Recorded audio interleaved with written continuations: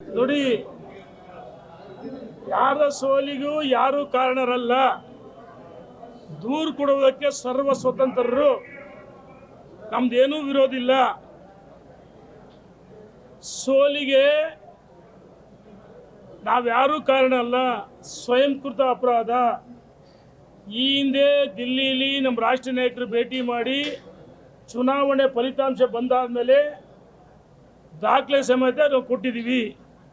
ಇಂದು ಸಹ ನಮ್ಮ ಎಸ್.ಎ. ರವೀಂದ್ರನಾಥ್ ಮಾಜಿ ಸಚಿವರು, ಎಸ್. ವಿವೇಕ್ ಸ್ವಾಮಿ ವಿಧಾನ ಪರಿಷತ್ತಿನ ಮಾಜಿ ಮುಖ್ಯ ಸಚೇತಕರು, ಮಾಡಾಳ್ ಈರ್ಪಣ್ಣ, ಬಸವರಾಜ ನಾಯ್ಕ ಮತ್ತು ಚನ್ನಗಿರಿ ಸ್ಪರ್ಧೆ ಮಾಡಿದ್ದ ಯುವ ಮುಖಂಡ ಮಾಡಾಳ್ ಮಲ್ಲಿಕಾರ್ಜುನ್, ದಾವಣಗೆರೆ ಉತ್ತರ ಸ್ಪರ್ಧೆ ಮಾಡಿದ್ದ ಲೋಕಿಕೆರೆ ನಾಗರಾಜು, ದಕ್ಷಿಣ ಸ್ಪರ್ಧೆ ಮಾಡಿದ್ದ ಅಜಯ್ ಕುಮಾರು, ಎಸ್ ವಿ ರಾಮಚಂದ್ರ ಮತ್ತು ಅನೇಕ ಮುಖಂಡರುಗಳು ನಾವು ಬಂದಿದ್ವಿ. ನಾವು ಪೂಜಾ ಚಂದ್ರಶೇಖರ್ ಹರಿಹರ, ಆಮೇಲೆ ಎಲ್ಲ ಮಂಡಲ ಅಧ್ಯಕ್ಷರು ಬಂದಿದ್ದಾರೆ. ಸೋಲಿಗೆ ಭಾಳಷ್ಟು ಜನ ಮುಖಂಡರುಗಳು, ಹಿಂದುಳಿದ ಮುಖಂಡರು ಎಲ್ಲರೂ ಬಂದಿದ್ವಿ. ನಾವು ಬಲ ಪ್ರದರ್ಶನಕ್ಕೆ ಬಂದಿಲ್ಲ.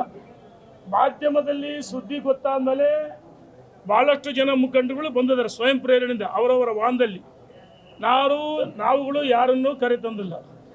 ಒಂದು, ನಮ್ಮ ಕೇಂದ್ರದ ಸಚಿವರಂತ ಹಿರಿಯರಂತ ಪ್ರಹ್ಲಾದ್ ಜೋಶಿ ಅವರು ನಮ್ಮನ್ನು ಸಭೆ ಕರೆದರೆ ಸಭೆಯಲ್ಲಿ ಚರ್ಚೆ ಮಾಡ್ತೀವಿ. ಒಂದು, ಭಾಳಷ್ಟು ಮಾಧ್ಯಮಗಳಲ್ಲಿ ರೇಣುಕಾಚಾರ್ಯ ಭಾರತೀಯ ಜನತಾ ಪಾರ್ಟಿಯಿಂದ ಉಚ್ಚಾಟನೆ ಅಂತೇಳಿ ವ್ಯವಸ್ಥಿತವಾಗಿ ಮಾಧ್ಯಮಗಳಲ್ಲಿ ಸೃಷ್ಟಿ ಮಾಡಿಸ್ತಿದ್ದಾರೆ, ಪ್ಲಾಂಟ್ ಮಾಡಿಸ್ತಿದ್ದಾರೆ. ಸ್ಟೋರಿಗಳನ್ನು, ವಿಶೇಷ ಸುದ್ದಿಗಳನ್ನು, ರೋಚಕ, ಬ್ರೇಕಿಂಗು, ಬಿಗ್ ನ್ಯೂಸು, ಏನು ಭಾಳಷ್ಟು ಸುದ್ದಿಗಳು ಮಾಡ್ತಾರೆ. ಜೀವನದಲ್ಲಿ ಇದು ಯಾವುದು ಹೊಸದಲ್ಲ ನನಗೆ. ನೋಡಿ, ಹಿಂದೆ ಅಭಿಮನ್ಯು ಚಕ್ರವ್ಯೂಹದಲ್ಲಿ ಒಂದು ನಿಮಿಷ ಏನಾಯಿತು? ಚಕ್ರವ್ಯೂಹದಲ್ಲಿ ಒಂದು ನಿಮಿಷ ಕೃಷ್ಣ ಅಣ್ಣ, ಒಂದು ನಿಮಿಷ ನೋಡಿ, ಅದನ್ನು ಹೇಳ್ತಿದ್ದೀನಿ. ಅಂದು ಅಭಿಮನ್ಯು ಏನಾಯಿತು? ಆದರೆ ಅದು ದ್ವಾಪರ ಯುಗ, ಇದು ಕಲಿಯುಗ. ಚಕ್ರವನ್ನು ಬೇಯಿಸಿ ಹೊರಗೆ ಬರ್ತಕ್ಕಂಥ ಶಕ್ತಿ, ಸಾಮರ್ಥ್ಯ ನಮ್ಮ ಕಾರ್ಯಕರ್ತರು, ಮುಖಂಡರು, ಭಾರತೀಯ ಜನತಾ ಪಾರ್ಟಿ ಆಶೀರ್ವಾದ ಇದೆ.